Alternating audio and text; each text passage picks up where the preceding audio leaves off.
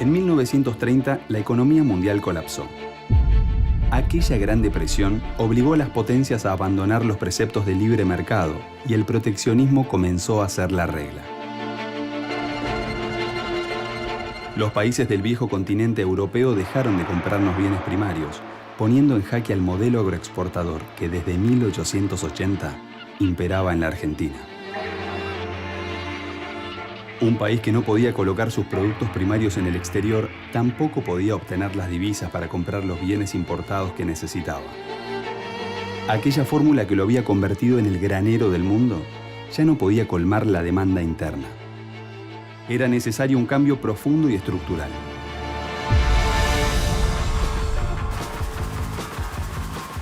Un cambio que abasteciera tanto la demanda de bienes de consumo como de trabajo.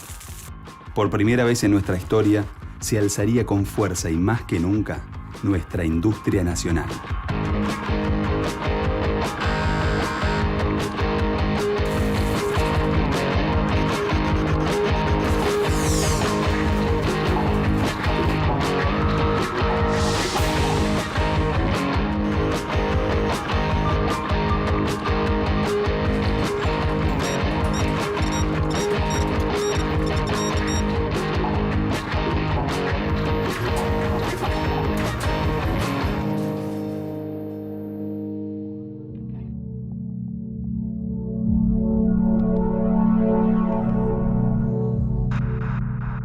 La crisis económica mundial de 1930 trajo muchos cambios, tanto a nivel internacional como en nuestro país. La idea del libre mercado había sufrido un golpe, que también iba a impactar en la industria nacional. La crisis del 30 implica que los mercados a donde nosotros vendíamos caen, nos dejan de comprar. Esto genera una crisis de ventas, caen los precios de los productos primarios, digamos, los alimentos, los granos, las carnes. Si en la Argentina del granero del mundo, en épocas de prosperidad, había ciertas posibilidades para la clase media, incluso para ciertos sectores de los trabajadores, ante esta crisis el modelo se achica. Y este achicamiento económico se traduce también en un achicamiento político.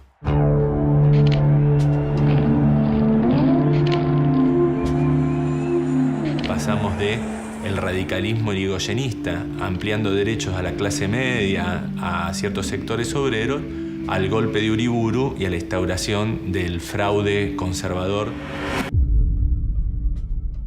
La propia ruptura de la capacidad argentina de vender afuera y con esos dólares traer cosas importadas hace que, la crisis misma genere una protección para producciones locales.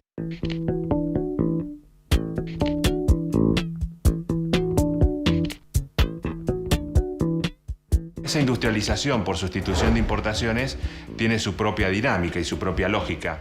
No es posible comenzar por producir todo, sino que se comienza a producir los bienes más sencillos que antes se importaban. Alimentos, textiles, industrias básicas, digamos, que se suele llamar de fácil sustitución. Por ejemplo, la producción de petróleo, la refinación de petróleo, la de productos metalmecánicos, de bienes de tecnología relativamente sencilla. No estamos hablando nunca de productos muy sofisticados, ¿no? Lo que se denominan productos de consumo final no durables.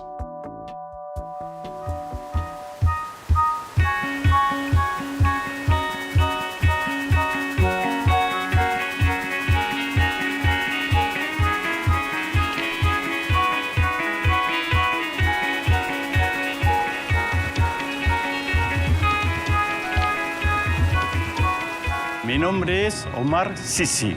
Soy operario de la empresa INTA y soy anudador y tejedor.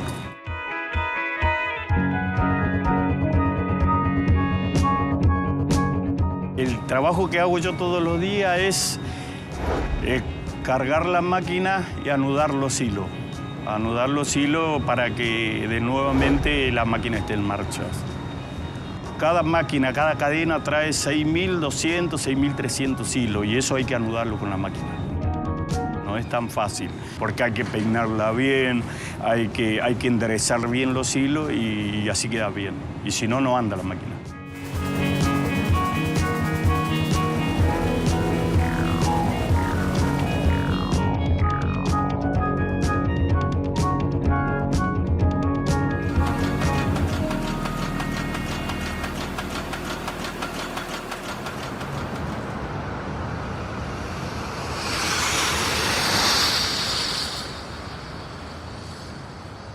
Aunque la primera etapa de la sustitución de importaciones dependió en gran medida de la metalurgia liviana, el general Manuel Savio soñó con construir una verdadera industria pesada nacional. Mi padre ha sido una persona que desde que murió se han puesto nombre a escuelas, a plazas, a calles, pero nunca se ha podido explicar con la verdadera dimensión de la obra del general Savio. El contexto es, por un lado, un país que estaba en un proceso incipiente de sustitución de importaciones, de industrialización, y por el otro lado, un contexto en el que la soberanía y el resguardo de la soberanía nacional venía incrementándose. El planteo que se hace en ese momento es, para tener un país soberano hay que tener una estrategia para resguardar esa soberanía. Hacen falta fuerzas armadas. Para que las fuerzas armadas tengan alguna capacidad de acción, hacen falta que estén armadas, justamente, que tengan elementos, que tengan materiales, que tengan insumos. Y ahí hay dos posibilidades: o se compran afuera o se fabrican localmente. Empezaron a hacer exploraciones para buscar todos los materiales minerales brutos que hacían falta para después hacer un primer proceso de industrialización para abastecer a las fuerzas, para defender la soberanía, para poder tener un país libre. El plan del general Savio fue un proyecto político para industrializar el país, orientando su principal actividad hacia el desarrollo de la industria pesada. Su proyecto buscaba alcanzar la producción de materias primas y materiales básicos para la industria manufacturera que permitieran al país actuar con completa soberanía. Lo importante de un sistema de control de instrumentación es que esté interrelacionado. Y mantenerlo en una posición es mantener una dirección. Su primer paso hacia la industrialización argentina fue la creación en 1930 de la Escuela Superior Técnica. La Escuela de Savio se convirtió en el semillero del que surgieron los nuevos ingenieros militares, los cuales se encargarían de la explotación de yacimientos, de la construcción de industrias y de toda la infraestructura para el plan industrial. El siguiente paso de Savio sería la creación de la Dirección General de Fabricaciones Militares.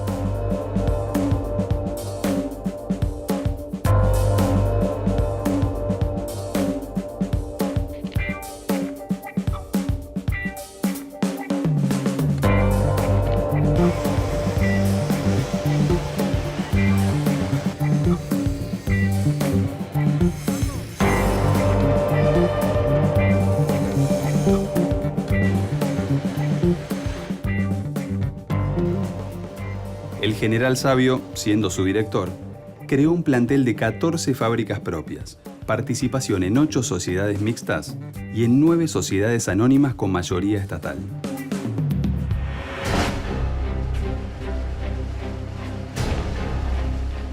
Hacia el año 1939, la Segunda Guerra Mundial otorgaría un nuevo impulso a nuestra economía, consolidando a la industria argentina como uno de los sectores más importantes del entramado productivo local. Las potencias dejan de vendernos productos industriales porque reconvierten toda su industria a una industria belicista, pero nos siguen comprando granos, lo que genera que sea una sustitución de importaciones ya en un marco de expansión económica. Para que tengamos una idea, entre 1938 y 1943, o sea, en el marco de la Segunda Guerra Mundial, la población obrera pasa de 760.000 personas a 980.000, solo en 5 años. La guerra va a consolidar ese desarrollo industrial que se venía dando a los ponchazos en la década del 30, va a consolidar cierto sector de una burguesía nacional, va a consolidar cierto desarrollo de un sector del trabajo, que van a confluir junto a cierta parte del ejército y de la clase media profesional en consolidar todo el amplio espectro de alianzas de clases que va a dar origen al peronismo.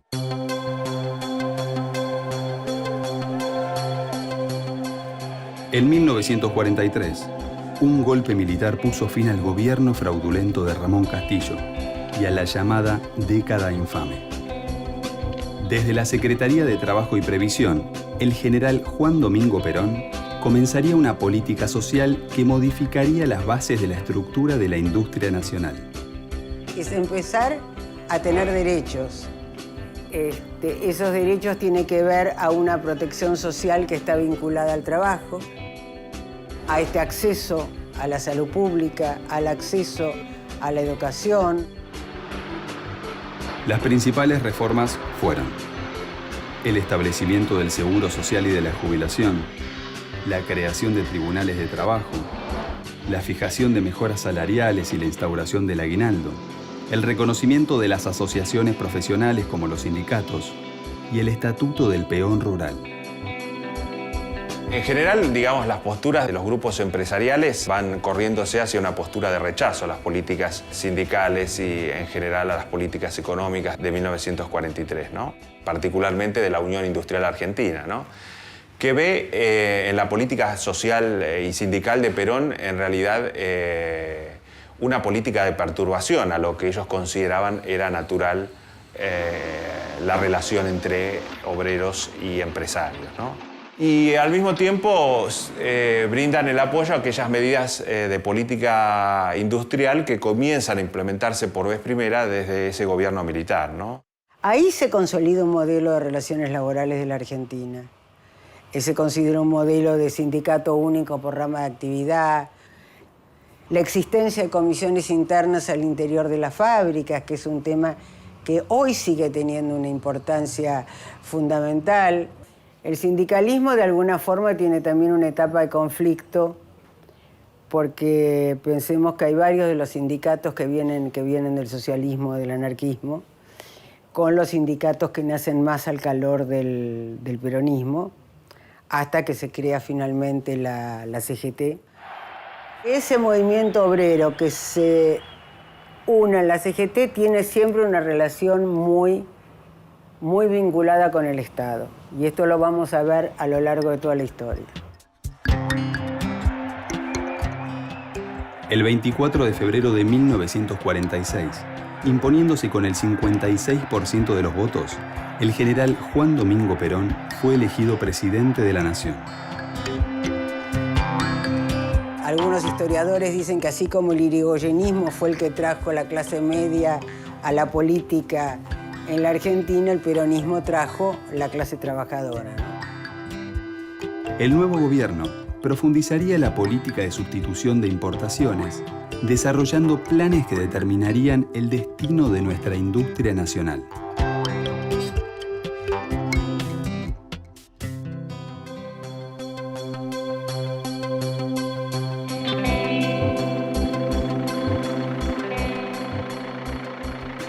La fase de industrialización mostraba sus limitaciones. Al restringirse la producción industrial a ciertos productos, era necesario adquirir las materias primas en el exterior, lo cual implicaba también una mayor dependencia. El gobierno peronista, entonces, implementó sus lineamientos fuertemente nacionalistas y estatistas, en lo que se llamó el primer plan quinquenal. Por primera vez en la historia económica argentina, se hace una política de planificación económica. Un plan completo, una estrategia de gobierno a 5 años de cómo plantear este proyecto político-social en el plano de la gestión de la economía y de la intervención del Estado. Se planifica, entre otros, la construcción de diques, permitiendo la realización de obras de riego, también de la instalación de usinas hidroeléctricas. Se planifica el desarrollo industrial, donde ya no está en el puerto, digamos, de cara al extranjero, el centro económico y social, sino que está en el centro del país, como un centro que tiene las menores distancias para acceder a los distintos mercados de consumo, ¿no? Se crea fabricaciones militares, se nacionaliza el Banco Central, se crea el IAPI, que es el Instituto Argentino de Promoción del Intercambio. Lo que tiene es el monopolio de la compra de los granos en el mercado interno, que era el principal rubro que exportábamos. Le puede pagar un precio al productor local y vender internacionalmente a otro precio. Esto genera, por un lado, que el IAPI empieza a quedarse con una masa importante de recursos que va a volcar a la construcción de, por ejemplo, rutas, caminos, puertos, diques, las obras hidráulicas, colegios, escuelas, digamos, toda la obra pública que hay en esa época. Pero aparte, el otro punto fundamental que logra el IAPI es que el precio de los alimentos en el mercado interno ya no depende del precio internacional.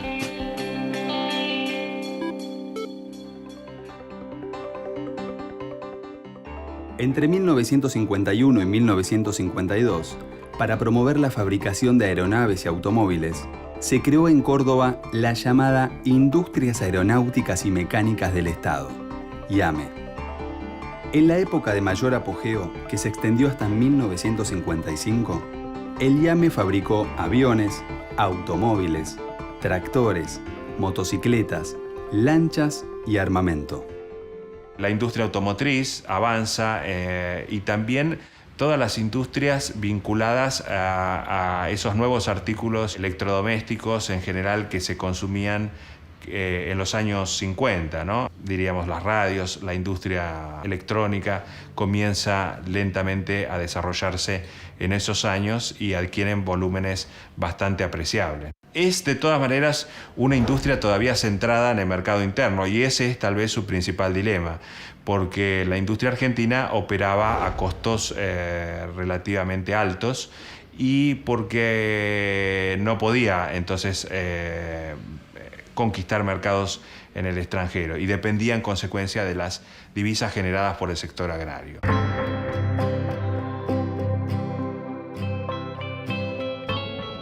Como parte de la política de sustitución de importaciones, en 1947 se aprobó, por ley nacional, el Plan Siderúrgico Argentino que había elaborado el general Savio, más conocido como Plan Savio. Se crea Somisa, ya se habría creado antes Altos Hornos Zapla, ¿sí? Yendo desde la rabio, yendo desde el mineral hasta el laminado del acero, en lo que es aceros especiales, y después se crea Somisa, ¿sí? Que también pasa a ser la principal empresa de acero de Argentina. Lo importante es eso, que es una política de Estado. Se empezó con la Dirección de Fabricaciones Militares en el año 30, con un gobierno militar. Se siguió con la Dirección de Fabricaciones Militares en el año 42 y se continuó en la primera presidencia de Perón con la política siderúrgica. En el año 42 es presentado el proyecto en la Unión Siderúrgica Nacional y sigue desarrollándose después de los años, después de que muere mi padre.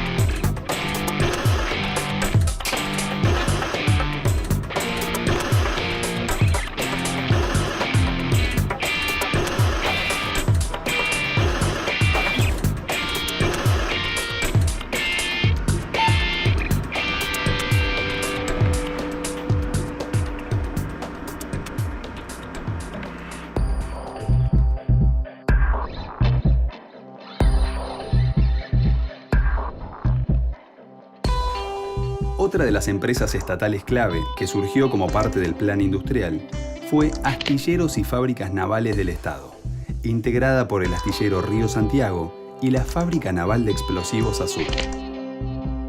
A lo largo de los años, el astillero Río Santiago se convirtió en todo un símbolo de lucha y recuperación para la industria nacional. Yo soy Agustín Arnaldo Vicerne, trabajo en la parte del área de buques militares, ya que la parte de construcciones navales está dividida en dos, construcciones navales de buques mercantes y de buques militares.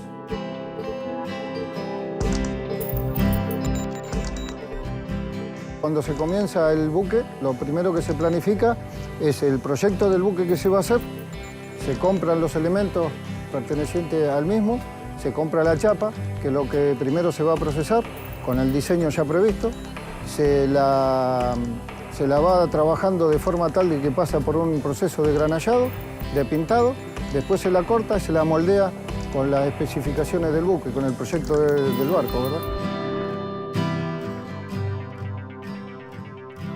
ver que uno ve navegando buques que han nacido de donde uno, porque mi sector, lo que es la gerencia técnica, vemos desde el momento que nace. El momento que nace y después de pronto ver cuando se bota el buque, bueno, eso no hay palabras para describirlo.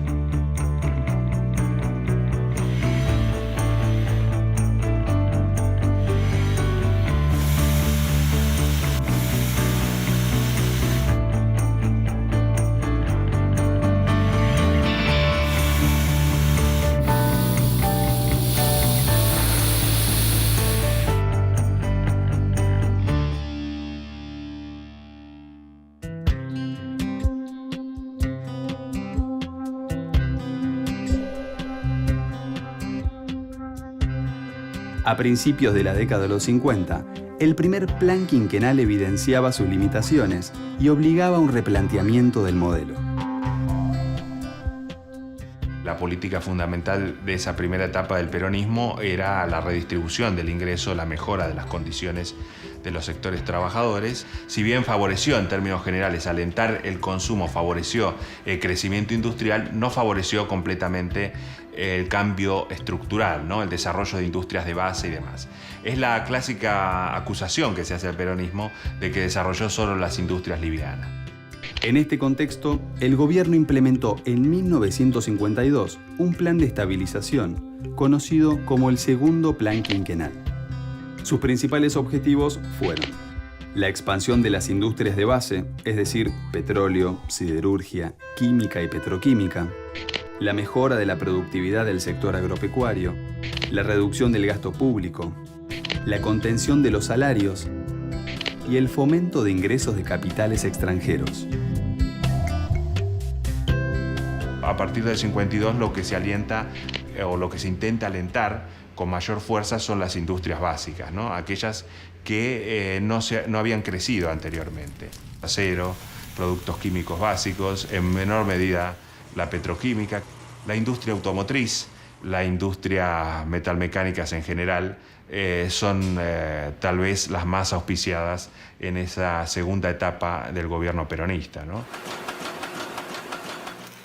El segundo plan quinquenal no se termina de completar, porque en realidad debía terminarse en 1957 y el gobierno militar que derrocó a Perón lo derogó en 1955.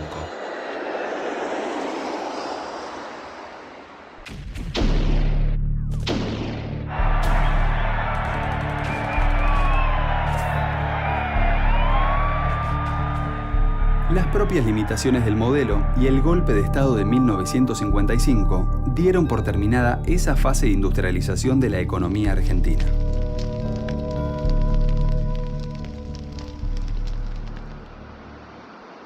Con el golpe de 1955, los empresarios de alguna manera tomaron revancha en ese plano, ¿no? No en el plano de los salarios, pero sí en el plano del manejo de sus empresas. Tomaron todas las medidas que antes el gobierno peronista o los sindicatos no posibilitaban tomar, ¿no? En cuanto al despido de trabajadores, en cuanto a la reestructuración de las fábricas, etcétera, etcétera.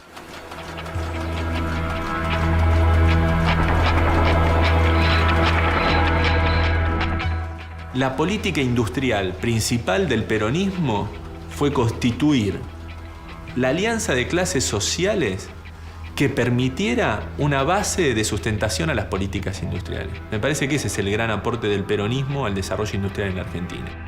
Nosotros sabemos que ese proceso de industrialización comenzó bastante antes, pero yo creo que en alguna medida esa identidad entre industria y peronismo está vinculada sobre todo a que por vez primera desde el Estado, diríamos, se abandonó los viejos conceptos sobre la industria, ¿no? En el sentido de pensar que solamente debían desarrollarse algunas ramas de las industrias y no soñar con la posibilidad de diversificar la estructura industrial, ¿no?